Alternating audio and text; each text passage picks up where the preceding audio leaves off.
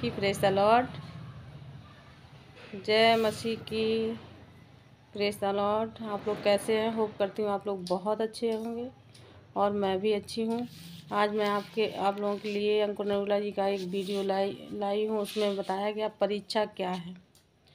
तो परमेश्वर के दास ने पतरस 1:4 के 1 वचन 2 वचन 3 वचन ये वचनों के द्वारा समझाया है।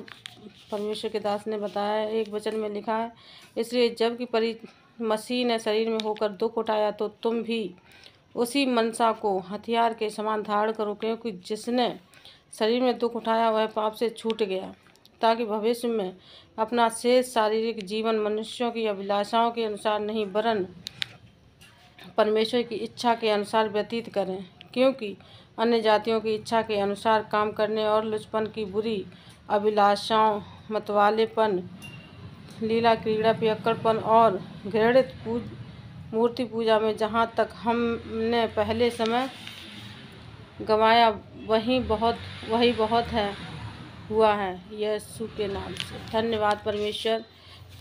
तो परमेश्वर के दास ने बताया है कि जो मैंने समय बिता दिया है वही बहुत है। अब आगे कोई परीक्षा की उम्मीद न, कोई भी परीक्षा जैसे ऐसे कार्य ना करो जिससे हम परीक्षाओं में पढ़ें। तो आप लोगों का बहुत बहुत धन्यवाद है कि आप लोग हमारे वीडियो को पसंद कर रहे हैं और लाइक सब्सक्राइब भी कर रहे हैं। आप सपोर्ट करते हैं, इसलिए आपका बहुत बहुत धन्यवाद। और परमेश्वर का धन्यवाद है कि हम आप तक ये वीडियो पहुंचा पा रहे हैं। So please like subscribe and share करना हमारा वीडियो ना भूलें, और प्लीज़ पूरा देखा कीजिए, इसके बिल्कुल भी ना करें, ताकि आप लोग पूरी तरीके से समझ पाएँ और आशीष ले पाएँ। धन्यवाद यीशु। आमीन आमीन। आगे वीडियो आप देखना पूरा। पहला पतरस 4 उसकी 12 और 13 आयत में लिखा है, हे प्रियो, जो दुख रूपी अग्नि तुम्हारे सामने परखने के लिए तुम में भड़की है, इससे ये समझकर अचंभा ना करो कोई अनोखी बात तुम पर बीत रही है। जैसे जैसे मसीह के दुखों में सहभागी होते हो आनंद करो, जिससे उसकी महिमा के प्रकट होते समय भी तुम आनंदित और मगन हो। पतरस जो जीसस क्राइस्ट का क्लोजेस्ट चेला था, ये वो बोल रहा है। मायने करता कौन बोल रहा है आपकी लाइफ में? बहुत लोग बोल सकते हैं आपकी लाइफ में, लेकिन वो कौन है जो आपकी लाइफ में बोल रहा है, बहुत मायने करता है। अपने घुटनों पे आओ, अपने हाथों को उठाओ। हालेलुया। अपने पड़ोसी को बोलो, मायने रखता है कौन तुम्हारी जिंदगी में बोलता है। तो जिस वचन को तुम सुन रहे हो उसे परमेश्वर के सबसे क्लोजेस्ट और सबसे सामर्थी चेले ने लिखा है। आमीन। क्योंकि मायने रखता है आपकी लाइफ में कौन बात कर रहा है, और उस समय पहचानना कि जो ये बात कर रहा है ये कहां से कर रहा है, किस किंगडम से कर रहा है। शैतान के किंगडम से कर रहा है कि परमेश्वर के किंगडम से बात कर रहा है। 2004 में जब बपतिस्मा लेकर मैं पानी के बाहर आया और हम बैठकर प्रार्थना कर रहे थे, तो थोड़े से लोग थे, 15-20, और बैठकर हम प्रार्थना कर रहे थे। और वहां पर एक बहन थी, वो आज भी मेरे कांटेक्ट में है। उसने कहा कि परमेश्वर का आत्मा मुझे बता रहा है कि यहाँ एक परमेश्वर का बहुत बड़ा दास बैठा, खुदा उसे बहुत इस्तेमाल करेगा। और सुनो, मुझे 1% भी मालूम नहीं था। मैंने कहा ये मैं तो हूं ही नहीं, किसी के लिए हो सकता है। कोई इंटेंशन नहीं थी इस्तेमाल होने की, जस्ट हीलिंग के लिए मैं बैप्टिज्म ले रहा था, हीलिंग के लिए फास्टिंग कर रहा था, हीलिंग के लिए प्रेयर कर रहा था, रोजे रख रहा था। लेकिन वो बात किस किंगडम से निकली थी? वो जीसस के किंगडम से आई थी। जीसस क्राइस्ट एक दिन जा रहे थे और एक चेले ने कहा, परमेश्वर ऐसा कभी ना हो कि तू क्रूस उठाए। जीसस ने कहा, ओ शैतान, मेरे सामने से दूर हो जा। क्योंकि वो बात उस समय परमेश्वर के राज्य से नहीं, शैतान के किंगडम से, शैतान के राज्य से आई थी। आपके आसपास के लोग अगर आपको पहचानना नहीं आता तो कई बार वो ऐसी बातें, ऐसी शैतानी राज्य की बातें आपकी लाइफ पर बो देते हैं और बोल देते हैं, जिसका असर आपकी लाइफ में होता है अगर आप अज्ञान हैं, अगर आपको परमेश्वर के वचनों की समझ नहीं है। Oh you are so young, तुझे तो पढ़ना चाहिए अभी, तेरे तो लाइफ कैरियर बनाने की है, प्रार्थना तो फिर भी कर लेंगे, बुढ़ापे में कर लेंगे। ये शैतान का राज्य बोल रहे हैं। क्योंकि जैसे ही शैतान को मालूम है अगर आप प्रेयरफुली पढ़ेंगे आप उस डायरेक्शन में जाएंगे जहां परमेश्वर चाहता है। कितने इंटेलिजेंट स्टूडेंट्स हैं जिनका पेपर्स के दिनों में एक्सीडेंट हो जाता है, पेपर्स के दिनों में बीमार हो जाते हैं, पेपर्स के दिनों में भूलना शुरू कर देते हैं, डिप्रेस हो जाते हैं। तब उनकी इंटेलिजेंसी काम नहीं आती, ना बल से ना शक्ति से, बल्कि परमेश्वर की आत्मा के द्वारा, बाइबल कहती।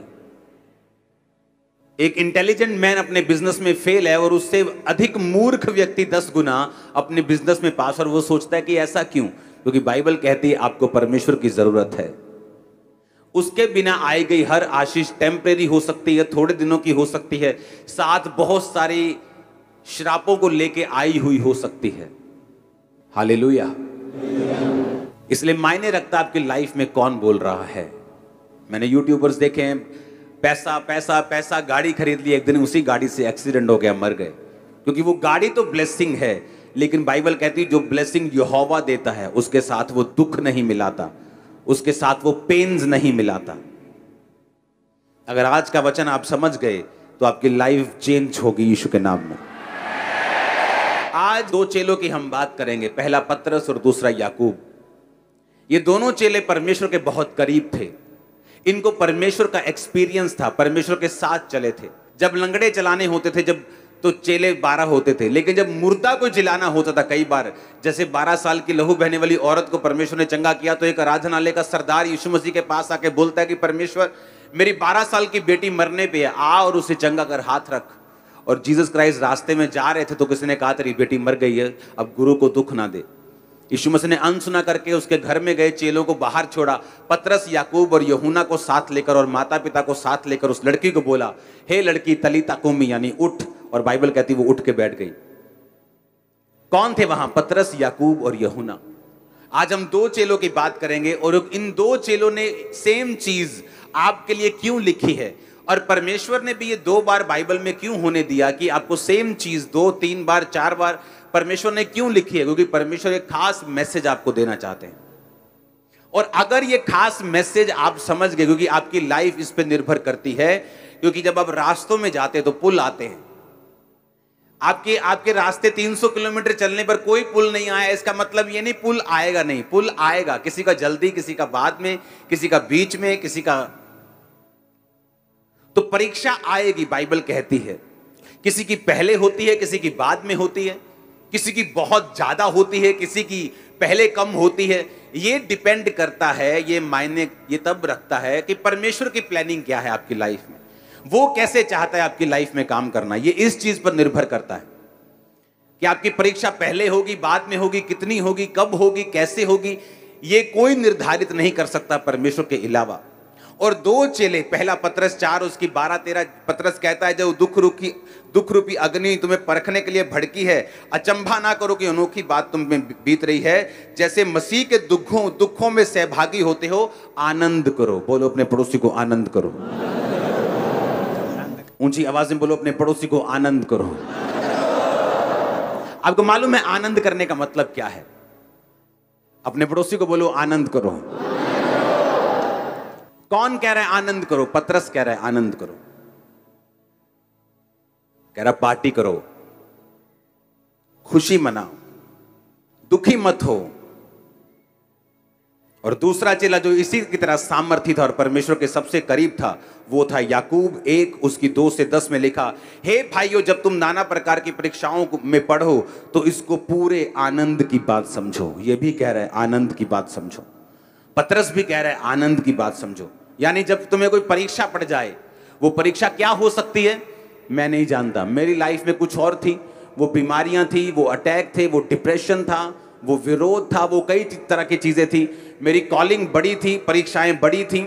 आपकी कॉलिंग के हिसाब से, आपके फ्यूचर के हिसाब से, आपकी प्रिपरेशन, आपकी बुलाहट के हिसाब से परमेश्वर आपको परीक्षाएं देता है।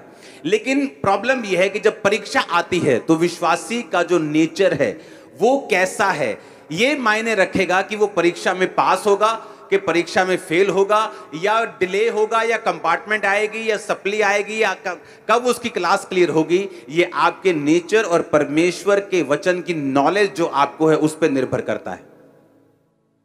अब एक परमेश्वर का दास जिसने लंगड़ों को चलाया, मुर्दों को जिलाया, वो कह रहा है कि जब तुम परीक्षा में पढ़ो तो कहता कोई अचंभी बात मत समझो कि मैं ही, मेरे साथ ही ऐसा क्यों हो रहा है, मैं ही ऐसा क्यों हूं, मेरे साथ ही ऐसा क्यों, दूसरे के साथ ऐसा क्यों नहीं। कहता मत समझो कि कोई अचंभी, कोई अनोखी बात तुम पे बीत रही है, पर कहता जैसे मसीह में के दुखों में सहभागी होते हो, आनंद करो। और याकूब कह रहा है कि जब तुम नाना प्रकार की परीक्षाओं में पढ़ो तो कहता पूरे आनंद की बात समझो। क्यों? ये चेले परमेश्वर के हमें आनंद करने के लिए क्यों कह रहे हैं? कोई आपके पास आके बोले ओह मुझे ये कैंसर का रोग है, आप बोलो जाओ पार्टी करो, जाओ आनंद करो, वो बोलेगा मार खानी है क्या तुमने? मैं कह रहा हूं कि मेरे घर में प्रॉब्लम हो गई, मैं कह रहा हूं कि मेरे ये हो गया, वो हो गया, तुम कह रहे हो आनंद करो।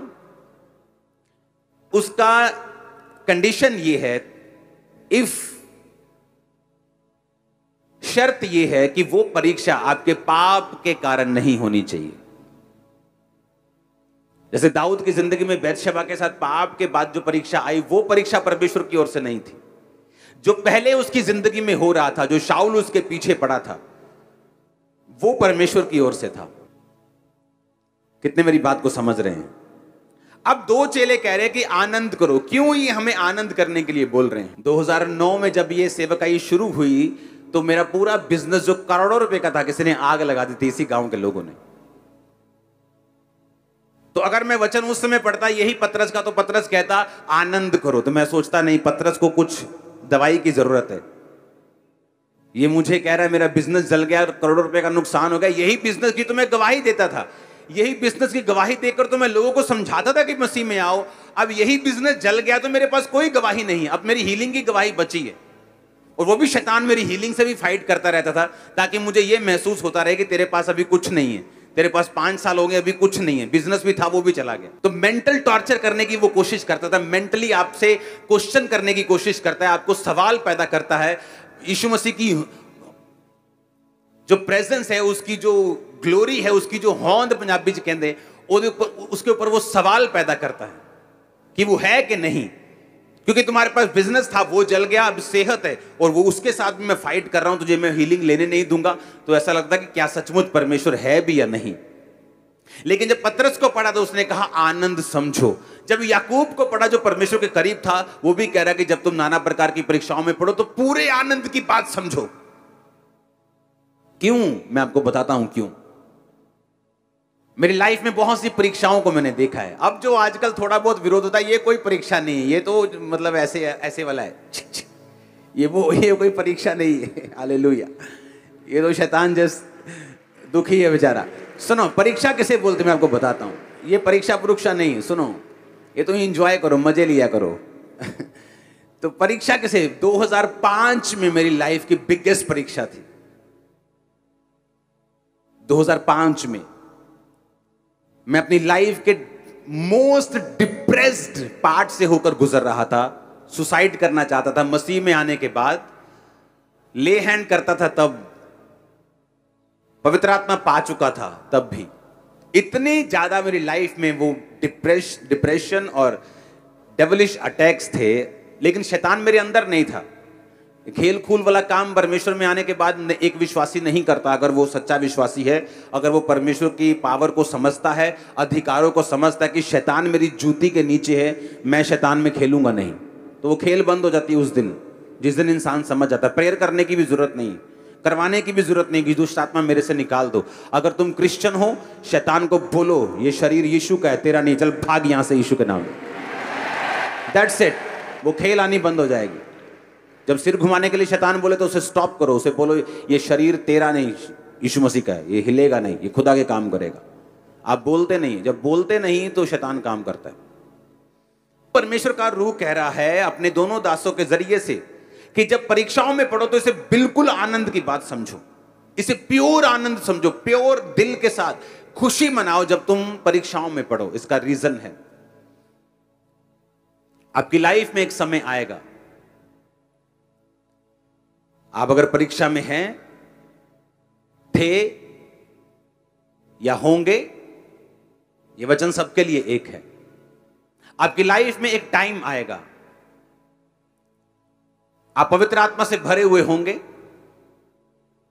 आप वचन को जानते होंगे, लेकिन शैतान फिर भी क्वेश्चंस आपके सामने रेज करेगा, सवाल पैदा करेगा। ये क्यों? अगर वो है तो ये क्यों है? अगर वो है तो ऐसा क्यों नहीं है?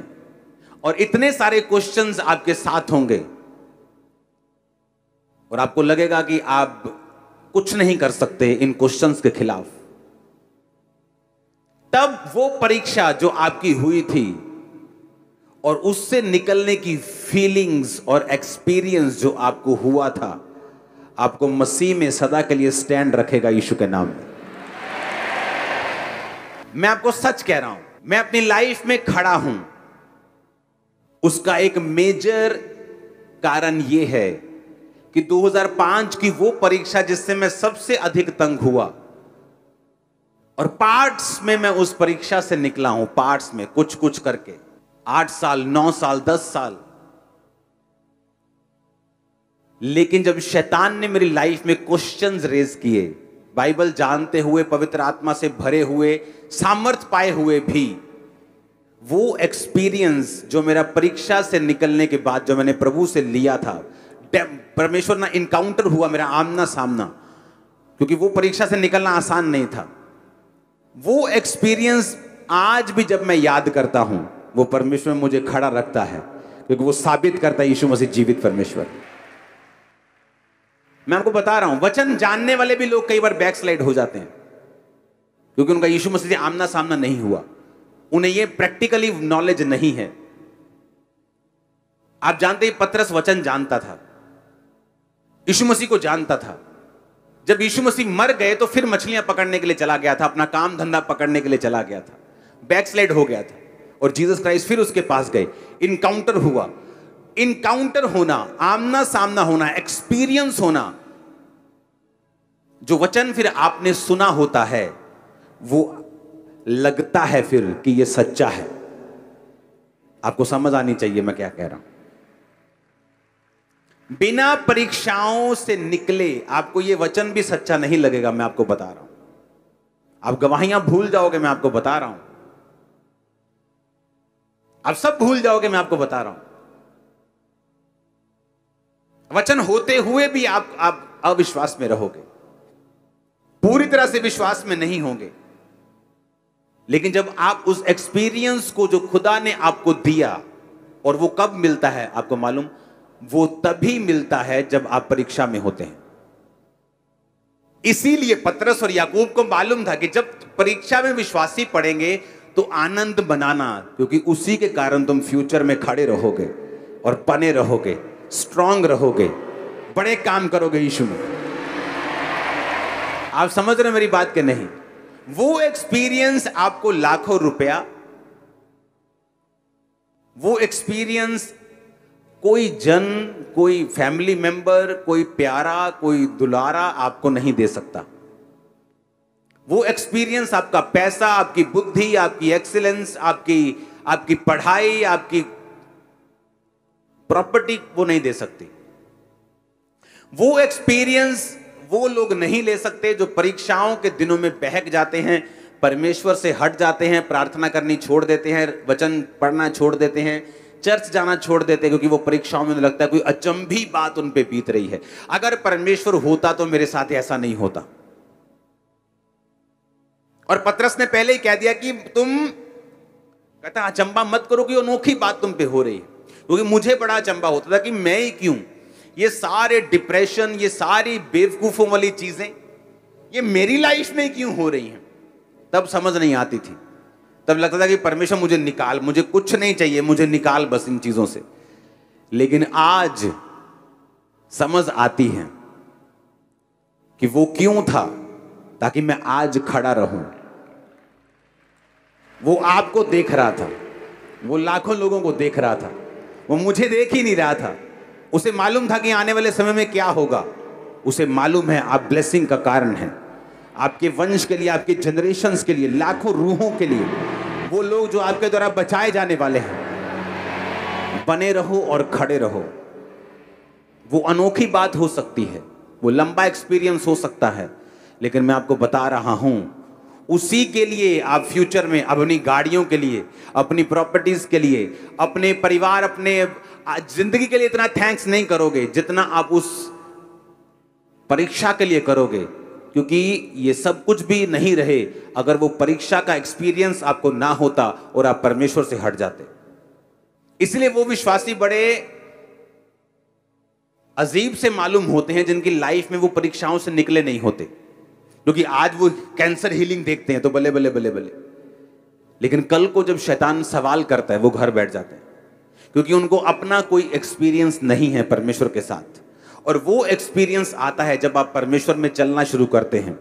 वो विरोध हो सकता है, कोई बीमारी हो सकती है, कोई तकलीफ हो सकती है, और जब आप उस एक्सपीरियंस से निकलते हैं, वो फीलिंग और वो एक्सपीरियंस जो आपको होता है वो आपको सदा सारी उम्र परमेश्वर में खड़ा रखता है।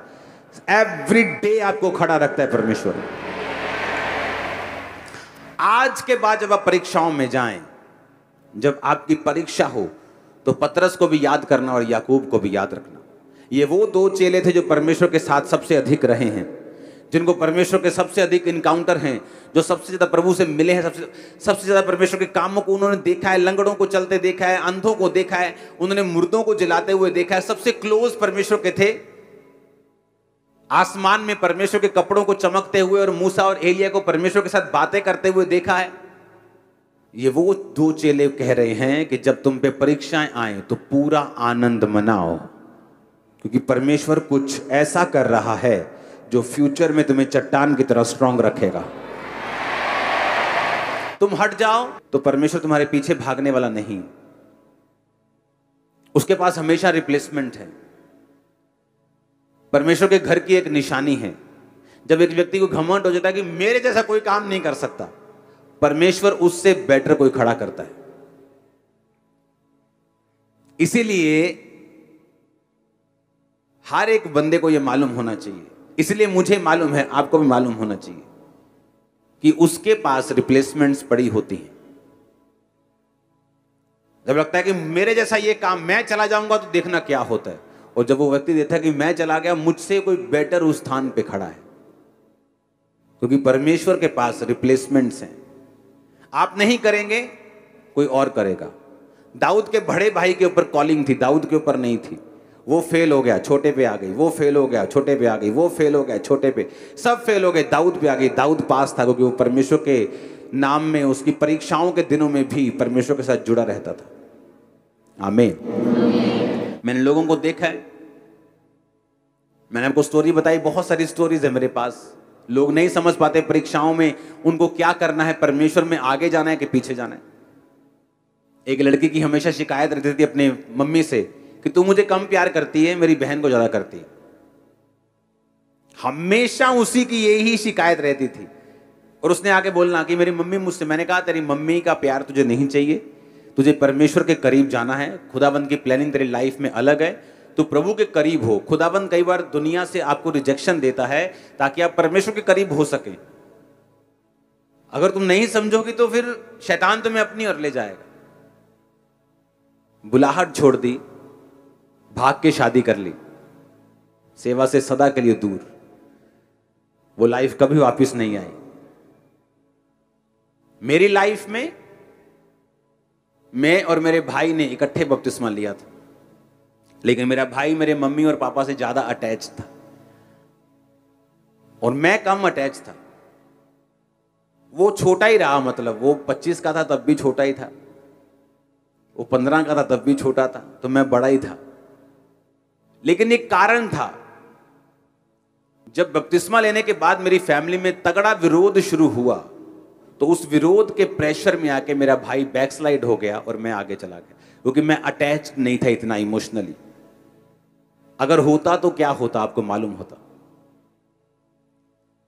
तो कई बार परमेश्वर, आपको मालूम नहीं आपकी लाइफ में जो हो रहा है वो क्यों हो रहा है, उसका आने वाले समय में परमेश्वर उसकी उन चीजों को जाहिर करता है कि ऐसा क्यों हो रहा था। तुम्हें सिर्फ खड़े रहना और बने रहना। मैं खड़ा रहा, बना रहा। आई थिंक 2009 में, आई थिंक 2004 में मैंने बैप्टिज्म लिया तो 2005 से इमेजिन कर लो वो बैकस्लाइड था। 5 निकल गया, 6 निकल गया, 7 निकल गया, 8 निकल गया, 9, 10, फिर वो वापिस आया। उसकी वाइफ ने मुझसे बपतिस्मा लिया, मेरी मदर ने फिर मुझसे बपतिस्मा लिया, मेरे फादर ने फिर मुझसे बपतिस्मा लिया। अब हम अटैच हैं क्योंकि वो समय निकल गया, वो परीक्षा का टाइम निकल गया। अब कोई चक्कर नहीं है ऐसा। अब शायद मैं ज्यादा अटैच हूंगा, लेकिन कारण मैं आपको बता रहा हूं। रीजन ये था कि परमेश्वर का एक प्लान था। तो कहता अचंभी चीजों को मत लो कि कुछ अचंबा तुम्हारे साथ हो रहा है, क्योंकि परमेश्वर कुछ माइक्रो चीजें तुम्हारी लाइफ में कर रहा है। तुम्हारी सोच के ऊपर वो काम कर रहा है, तुम्हारे सराउंडिंग में जो हैं उनके लिए वो तुम्हारी लाइफ में काम कर रहा है। कई बार आपका दोस्त आपको रिजेक्ट कर देगा, आप बोलोगे यार मैंने क्या किया है, ये मुझसे ज्यादा 10 गुना नीचे, ये मूर्ख व्यक्ति इसका दोस्त है, इसके साथ ये बनती है, मेरे साथ क्यों नहीं बन रही इसकी। परमेश्वर नहीं चाहता, वो आपको अलग रखना चाहता है। पर आप शक कर रहे हो कि मैं अच्छा हूं कि नहीं। यू आर द बेस्ट, आमीन। आप बेस्ट हो, क्योंकि परमेश्वर कुछ सुनो, अगर आप बच्चों वाले हैं या आप माता पिता हैं तो आप समझेंगे। आप अपने बच्चे की हर चीज को नोटिस करते हो, किसके साथ बात करता है, क्या खेलता है, क्या बोलता है, क्या खाता है, क्या पहनता है, कैसे सोता है। आप हर चीज में निगाह रखना चाहते हो कि आपको नहीं चाहिए कि कुछ गड़बड़ हो जाए। परमेश्वर, आपको लगता है कि परमेश्वर को सिर्फ प्रार्थना बाइबल से मतलब है, बस प्रार्थना करी, बाइबल पढ़ी, चर्च गए, टाइप दिया परमेश्वर को। और परमेश्वर नहीं, परमेश्वर आप सोचते कैसा है, आप जाते कैसा है, गाड़ी उसको हर चीज से मतलब है। और वो आपकी लाइफ में बिल्कुल बारीकी से काम करता है। अगर आप ध्यान से देखें तो बस इतना रहम कर देना कि तुम बने रहना परमेश्वर में। पाप में रह के जो परीक्षाएं आएंगी वो तुम्हें कम करने के लिए होंगी, पवित्रताई में रहकर जो परीक्षाएं आएंगी वो तुम्हें बढ़ाने के लिए होंगी। बस ये एक फर्क तुम अपने आप तय कर लेना, क्योंकि पंगा लिया है शैतान के साथ, जप्फी पाई है तो परीक्षा आई है, कि शैतान को थप्पड़ मारा है तो परीक्षा आई, कि प्रभु के साथ जप्फी डली है तो परीक्षा आई। अगर तो शैतान के साथ जप्फी डली है तो परीक्षा आई है, तो फिर वो घटाने के लिए है। अगर प्रभु के साथ हक किया है तो परीक्षा आई, वो तुम्हें बढ़ाने के लिए है। तो परमेश्वर माइक्रो मैनेजिंग आपकी लाइफ में करता है, छोटी छोटी चीजों पर प्रभु काम करता है। आपको फ्रस्ट्रेशन हो सकती है, कई बार आपको खिजाहट आ सकती है, आपको अजीब लग सकता है, लेकिन परमेश्वर आने वाले समय को देख रहा है। मेरा विश्वास है कि अब परीक्षाओं में आप आनंद को मनाएंगे, आप उसमें खड़े रहेंगे, विश्वास के साथ अड़े रहेंगे। आमीन। ऊंचा तो ये बरकत आपकी है। हमारे YouTube चैनल को सब्सक्राइब करें ताकि आप परमेश्वर के गहरे भेदों को जान सकें कि कैसे आप परमेश्वर में बढ़ सकते हैं, कैसे आप दुष्ट आत्माओं से, नशों से, बीमारियों से और वंशों के श्रापों से आजाद हो सकते हैं।